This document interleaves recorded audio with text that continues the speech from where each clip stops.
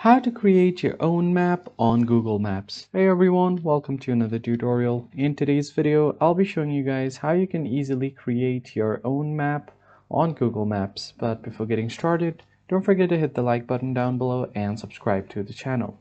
Now let's jump right into the video. The first thing that you need to do is open up your Google Maps, and on the left side of your screen, you'll just have to tap on the hamburger menu, and on the sidebar, you'll find the saved options. Go ahead and tap on this bookmark icon right here, and it will take you to your saved places. So if you have any saved lists, it will show you right here. If you have labeled anything, it will show you here your visited timeline and your maps. So go ahead and tap on maps, and if you don't have any map, you'll have an option to create map. So just tap on create map.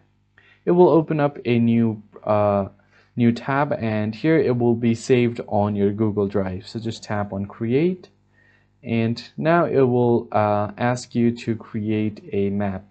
For that, you just have to select an area that you want to set on your map. So for example, if I just want to set this, you can just go ahead and draw a line and add a line or shape, and you can start drawing your map like this. So you can just go ahead and draw all of this, and once you are done covering up an area, you can just go ahead and draw another line and add it to your existing line like this.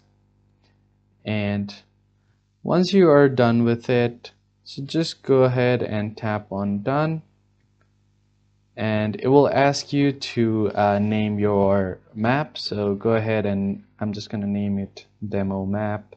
You can also add a description if you want, so I'm just going to add demo map again and tap on save. So now it will be saved on your Google Drive. So it's as easy as that. I hope you found this tutorial helpful. You can also add another features like directions and everything. So that's it for this video. I'll see you guys on the next one. Thank you for watching.